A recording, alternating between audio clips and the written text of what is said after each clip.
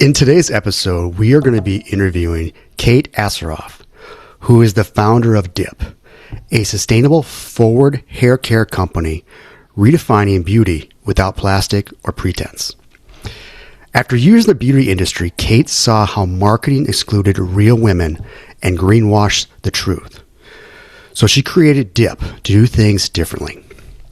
DIP makes salon-quality shampoo, conditioner, bars that are plastic-free, travel-ready, and built to last.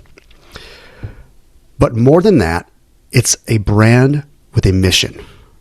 Empower small, women-owned refill stores across the country to thrive.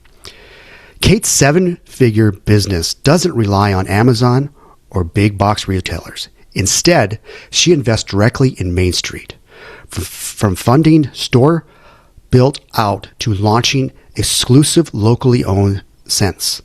Kate has proven that sustainable beauty can be good for people, the planet, and your profit margins.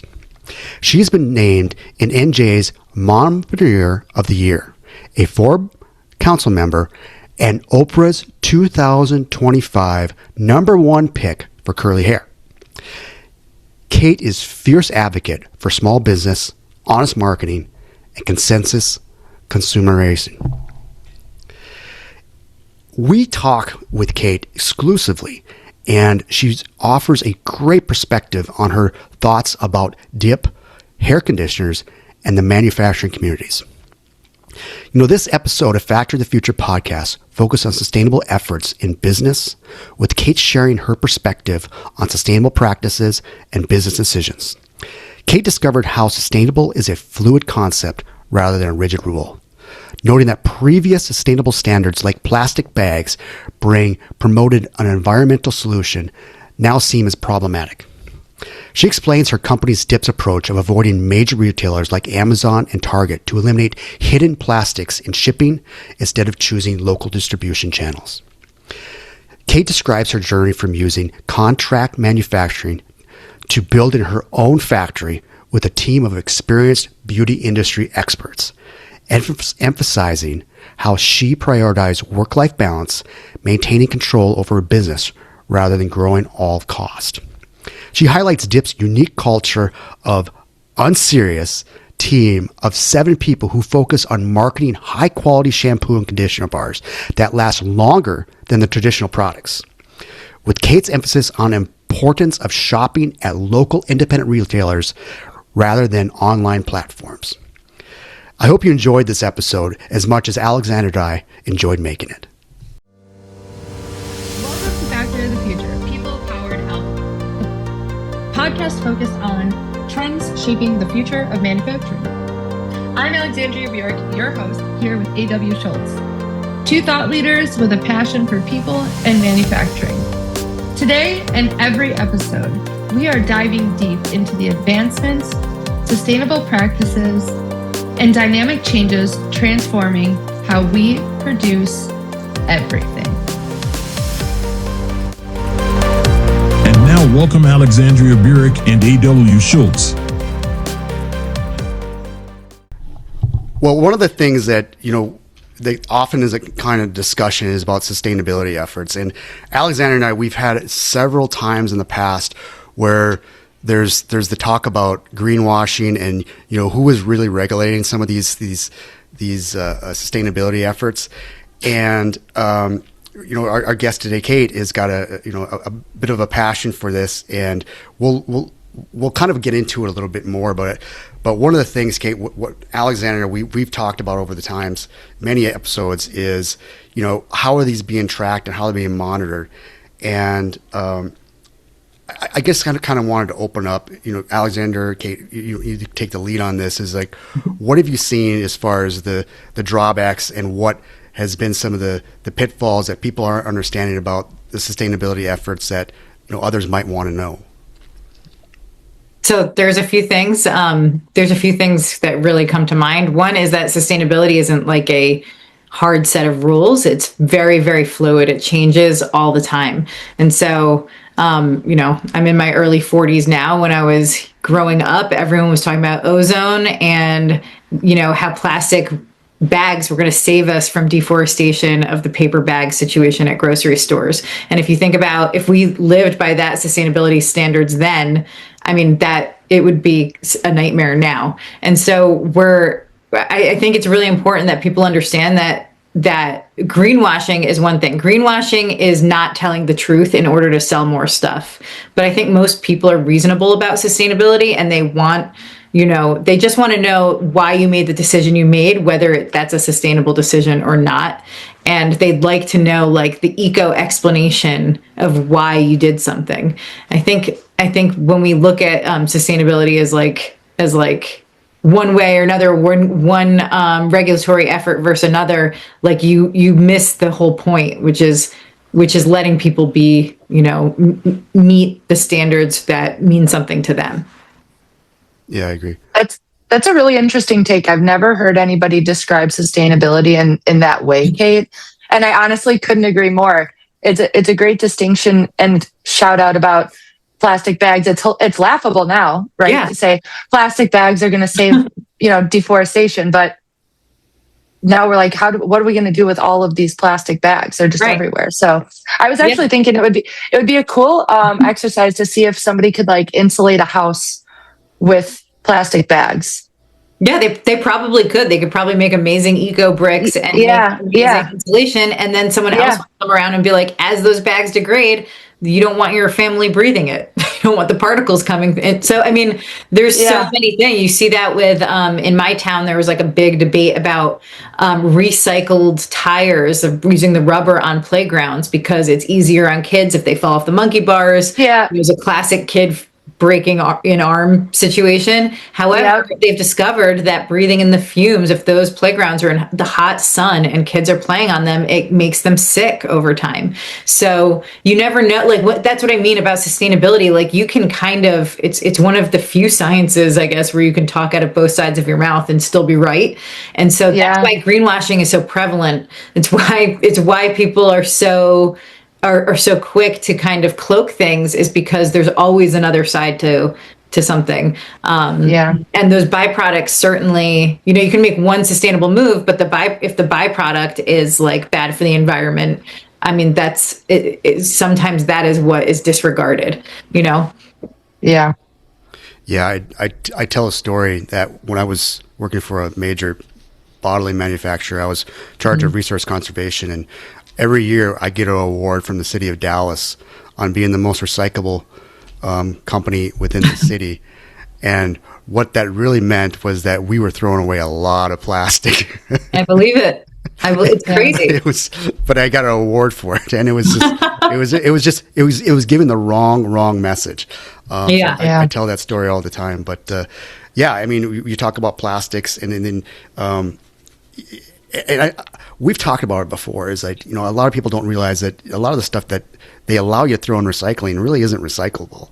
Plastics, not at all. Only 10% of plastics actually get recycled, and I know there's been efforts to try to change that. But I know we were just talking before we got on the show, Kate, that all your products are paper based. Is that the way you think about it? And then you also mentioned that they are, you encourage them to go to refill centers, local stores, local refill stores. Yeah. So a hidden plastic that is just in abundance. If you have a sustainability product or a plastic-free product that's shipped to Target or Whole Foods or Amazon, it comes palletized. So it comes in like 6 or 7 layers of plastic wrap, just to that's for security and shipment, and it's it makes the most sense. It's the cheapest and most lightweight way to palletize goods. But the reality is someone comes around, slices it with a knife, and it goes either in the trash, or if you're lucky, it turns into a bench eventually, like a buddy bench or something. But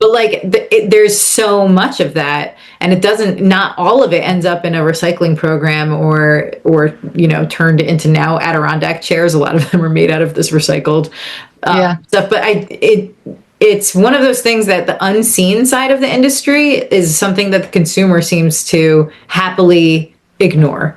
And that's okay. I don't expect them to know everything about everything, but sometimes it's frustrating as someone who does like everything they can to not ship ship palletized goods like to our individual stores. It's one of the biggest reasons we grow the business that way, because there is no hidden plastic in that kind of distribution channel model. Yeah, but it's crazy. I mean, like someone could be like, "Oh, why don't you be like XYZ company that's in Target and then or Walmart and you're accessible to everyone?" And it's like, "Yeah, you are, but the trade-off is the way we have to ship things." Yeah, I think that is a perfect segue into this observation about your decision-making process in business, Kate. So yeah. There's obviously two teams, right? So there's, I'm calling it the moral compass decision driven team, and then the win at all costs team, right? And I would think that the win at all costs are just shipping in plastic, palletized galore, who cares? Yeah. But you've clearly made a decision, and even just in that portion of your business, to really eliminate all things that are not a part of your code of ethics and conduct, right? So how did you come up with like your guiding principles? And then like, that's a good example, but what are some other examples of how you make business decisions through that filter? So a few things. Like one, I've been in the industry for 20 years, so I've kind of seen the pitfalls of trying to scale at all costs and trying to go super big. You don't have the resources to do so. So I've kind of seen that world, and I've seen big box kill a lot of brands just by nature of like they celebrate that initial PO, and then that's really just the start of like what comes next, which is now you've got to move stuff off the shelves.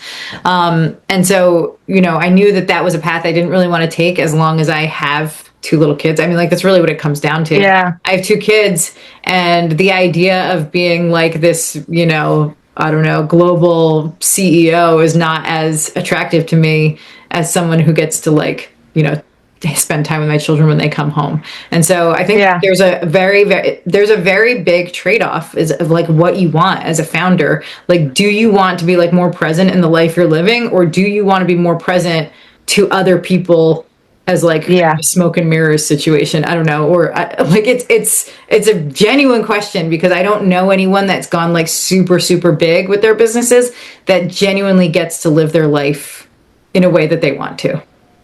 It's so interesting that you're talking about that. I was just having a conversation with a couple of founders in the fleet. So I'm in the trucking industry. Yeah. And I've been connecting with a lot of founders. I'm working on a pretty cool software myself. And we were talking about exactly that. Is just like, I could not stand the idea of partnering with like a private equity or something like that. Like, the whole point of creating the business is to not be, dictated what my life looks like. Why would I possibly do that? So it's really cool that you talk about that. Yeah. Like, I want to run the business. I don't want the business to run me. And I think that there is a tipping point where one happens, and then the business starts taking over your life in a crazy way. And I don't mean for that to the byproduct of that running my business in a small way is that I get to make kind of those declarations of sustainability, because I can keep it true. I get to make those criticisms of private equity, which is like not really fair to private equity, but private equity and sustainability, again, like they don't really ride off into the sunset together. Like, just because the idea of more is just the antithesis of what sustainability actually is. Like, my goal is to get people to buy less and to love it so much that they tell their friends about it, which is like how we built a word of mouth business, like based on our brand pillars. And the formulas, of course, but like, it's also the way we run our business that is what makes it so attractive to customers. Yeah, absolutely. I'm just reminding. Remember Alexandria? We had I can't remember the name of his guests, and the fabrics, and how the fabrics industry was, or the textiles, and his idea was it was a lot of the fabrics were made. Isn't recyclable, and there's a lot of that's out there, and we don't really have a good answer for that. But I see you're still thinking about it, so I'm not going to go too deep on it. But he was big into the textiles industries and trying to find ways to foster that, and it's just amazing. There's so many different avenues of sustainability onto it, and I don't know if I don't say you pick one, but you definitely try to do what you can. You control what you can, and especially yourself as a CEO, you've got a bit of an influence on that. Yeah.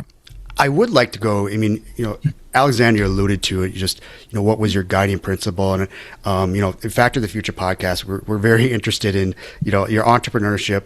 When we talked before this, Kate, you've got your own factories. You don't have you had to learn I'm guessing self-taught on how to do automation, what we're going to be batching it, we're going to be hiring the right staff.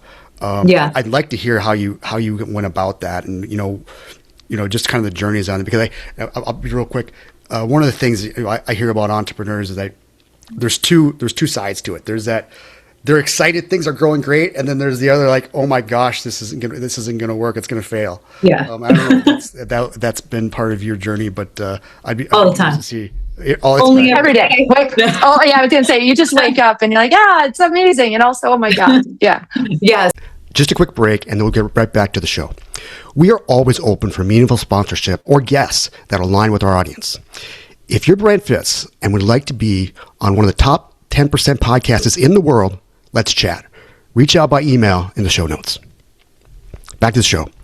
So the factory, having a factory is something that I never thought I would ever have. I initially started with a contract manufacturer. So when I developed dip with a chemist who was part of a contract manufacturer that I really just liked that whole team, and I'd known them for a long time.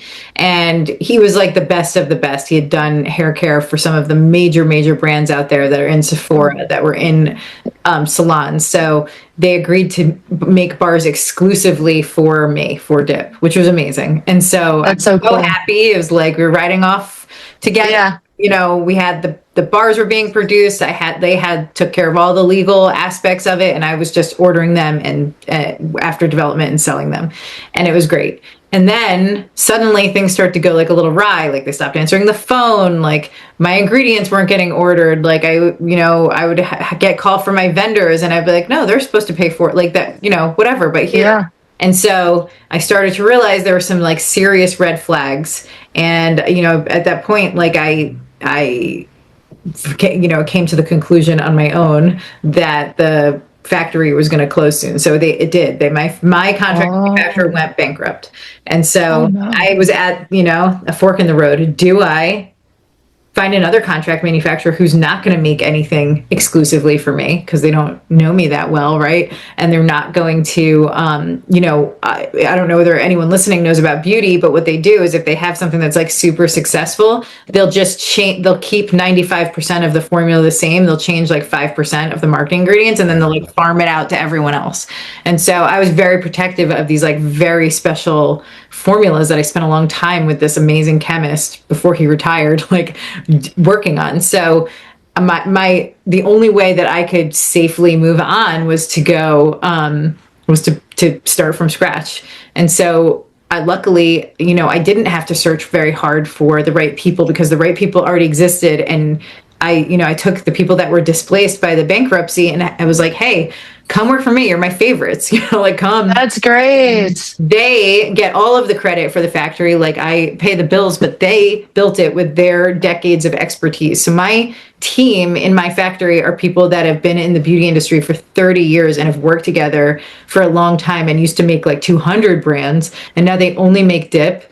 And I love that. Like I have four people in my factory. It's tight-knit group of experts who have been friends for decades, and it makes me so happy. And that's how I ended up with a factory. That is so cool. So I have to call it out. First woman factory owner that we've had on the show. So awesome job. That's so cool. And honestly, I think you're the first woman I've met who actually runs and owns a factory. I don't think I've ever I come from industrial packaging. So like I've talked to a lot of factory owners. It's a little out of body for me to be a factory owner, to be honest. Like it just feels weird but that's what it is. That's what it takes. Yeah. So I guess it sounds like you built a really beautiful culture at Dip, not only with these guiding principles and kind of the really conscious decisions that you're making from really, cradle to grave. Like every part of the process, it seems like, is very well thought out and driven with these certain pillars and things like that. So how would you describe the culture at Dip, and what do you love most about your team? So the culture is very, very unserious. Like everyone, at the end of the day, none of us are saving lives. We're making shampoo and conditioner. That's like, okay, the shampoo and conditioner is amazing. We love it. But it is so unserious. Like everyone, we're a tight team of 7 people. And just because it's a fun place, and the culture of the company is fun and silly. It's me and my husband's a creative director. I pulled him into the team as soon as I could afford him. And then, Ron and Joanne, they're husband and wife in the factory. Oh, and then that's cool. My one employee, Jackie, she used to own one of the most successful sustainable retail stores in the country. And she had to geographically move away from her store. And she sold so much dip in her store. I was like, come work on the team. And so, she was a natural fit. And then Janet is our human customer service person. She was the person that stopped answering the phone at the other factory. Brought her in because she was so good at, before they cut the phone line, she was great. Yeah. No, she had no answers, or they would not get her answers. There's nothing for her to even say. And she is so great at talking to customers. And then we have Jeff, who's also on the production team, and they're just fun. My warehouse team is older than me, and they are experts in their field. So they actually teach me way more than I teach them at all. It's almost embarrassing that I'm in charge. We have enough brain power on our team to do everything, to take care of every facet of the business except bookkeeping and accounting. None of us want to do that, so we outsource that. Too serious. But it is very, very cool to some people hire people to boost their own ego. I've definitely hired people that make me feel the least knowledgeable person in the room, and that is helpful. I suggest everyone hire people smarter than yourself because it really does change your perspective, and it forces you to listen to your team. I think listening to your team, especially when they're experts in all of their own things, is so important. And I see a lot of people hire yes men, I guess, and I don't see the point of that. Why would you do that? No, I agree completely. How do you get them to open up? It sounds like you created culture on that, but I'm pretty sure they bring you ideas, or do you have a monthly sit down, or do you have a daily, or sometimes it sounds like it's pretty loose there, but it's pretty loose because everyone is so there's no micromanaging needed on our team. Jackie, who had her own retail store and is now in charge of all the sales accounts, she knows what it's like to be a small store owner. She knows it. She knows it inside and out.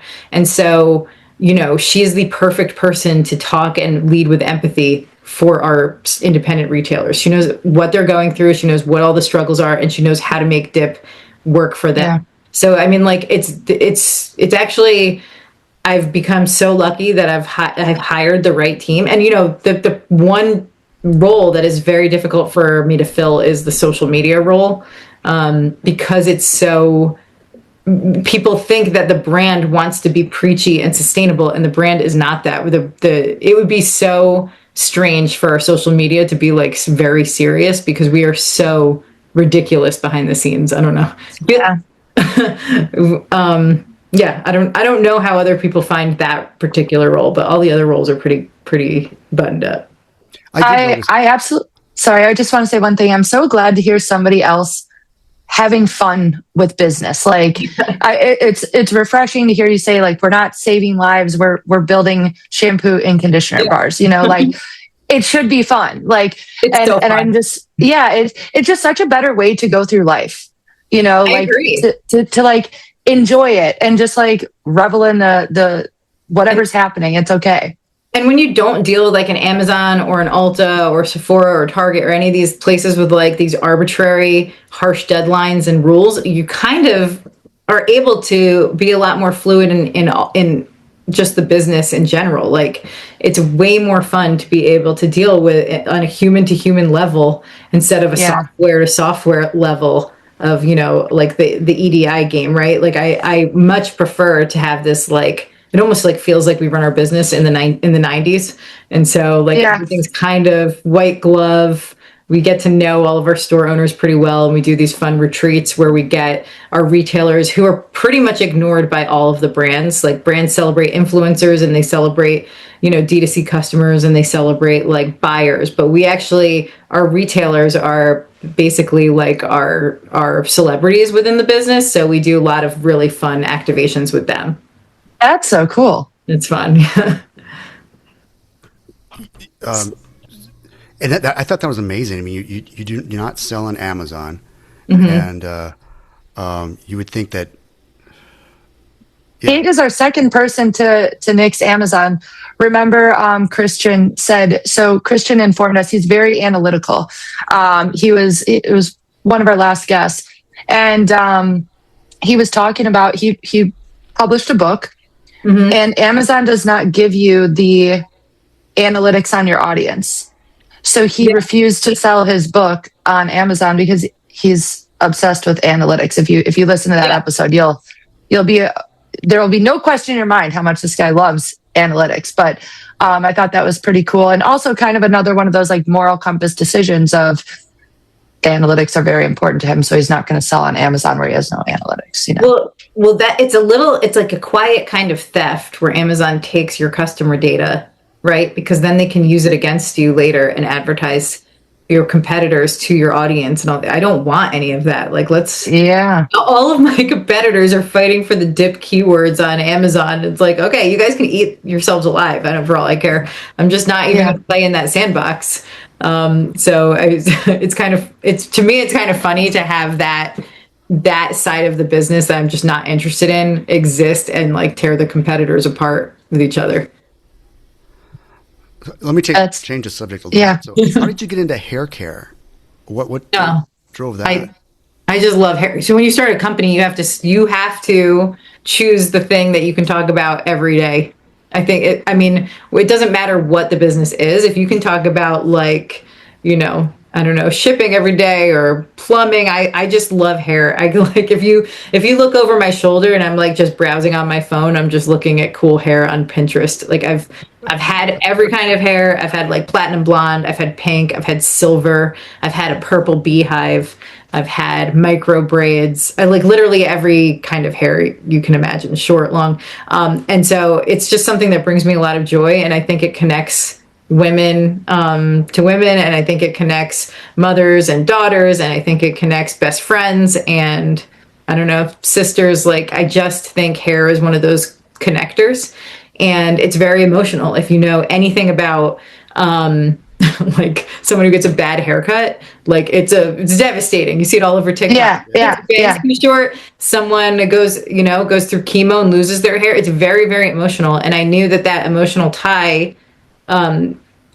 matters, and it's also a conversation starter. It's also very visual. So all of those things, I'm kind of trying to soft serve sustainability through a vehicle that people really, really are emotional about. And so, right now people are very emotional about saving money because everything is so much more expensive. And one of the things that's so cool about Dip is like I made the conditioner bar, a big conditioner bar is $32, but it will replace over $500 worth of luxury hair care. And that is just what sustainability should be about, not the things that you kind of see churn out in the marketplace. Yeah. Yeah. I was telling AW that there was a time I used to use shampoo in conditioner bars, and I was just amazed at how much longer they last. Oh yeah. Like it is just next level, unbelievable. Yeah. It's crazy. Like I used to use Oribe. I love Oribe and Kerastase. And so the Oribe Gold Lust, I was paying $50 to $70 every 3 to 5 weeks on that. Oh my God. The Dip bar, if given the choice, because I have Oribe, I have what's left over in my shower for guests because they don't want to use my shampoo. Like Bars, yeah. bars, it's kind of weird. I don't want them using it here. Yeah. And so, so every once in a while I'll test a couple pumps of the luxury salon stuff, and I do not prefer it. I actually prefer my own stuff. And that was very, very intentional because I knew that if you didn't make something better than the salon stuff people are used to, there's no point, because it's really easy to get someone to buy something once. It's really hard to get someone to buy something twice. And so I always think of the people that purchase Dip over and over and over again. Is it like a subscription model, or how? Well, I guess it's not, because they're buying through local retailers, right? Yeah. I have like a D2C side of the business, and I have subscriptions on there, and I was kind of a little bit not bullied, because at the end of the day I made the decision, but I was kind of hounded a little bit by different marketers being like, you have to have a subscription, people want subscriptions, you can and the reality is the only people that want subscriptions are people that want to save 15% and then cancel. You know what I mean? It's it brings kind of the worst kind of customer to the site, because people don't realize how long the bars last. When I tell you that this conditioner, you won't need to buy it. You buy it at Christmas, you're not going to need it again till Christmas. They're like, oh, I'm going to need it again in 3 months, and then I have to deal. So it's created way more admin for me because the bars last longer. But yeah, I might get rid of it, to be honest. I don't like the I just talked myself out of it here on this conversation. But that's a good point. That's a good point, because if a subscription makes sense if it's something you have to order every 3 months or every month or whatever, that makes sense. But if your product is so good that it lasts so long, who's doing a subscription for one order a year? Right. And they can't self-cadence the bars if they don't know how long it works for them. So it's one of these things where I've kind of explained that to the people always recommending the subscriptions to me. But at the end of the day, it's not like Grüns. Grüns built their business because, it's dosed every day. And then it's lightweight to ship, and people have it on a subscription every 30 days. You need it. It's not like that for Dip. Dip will last you forever. And it's intentional. That's cool. Yeah. I think we're coming up on about time, so I want to be respectful. Kate, you've got a lot going on, and I'm sure Friday rolling around, you're probably ready to have some fun. Always. Is there anything you didn't get to say that you wanted to share with the audience before we close out? And AW, same to you. Sure. I will say that, for anyone listening, and everyone's kind of in this digital turnover where everything used to be a little bit more written for humans. Now every website is now written for the robots. I think you can tell, and you can bypass that whole conversation if you go and shop in store. I think there's something about stores, especially independent retailers, being the last truth tellers out there when it comes to products.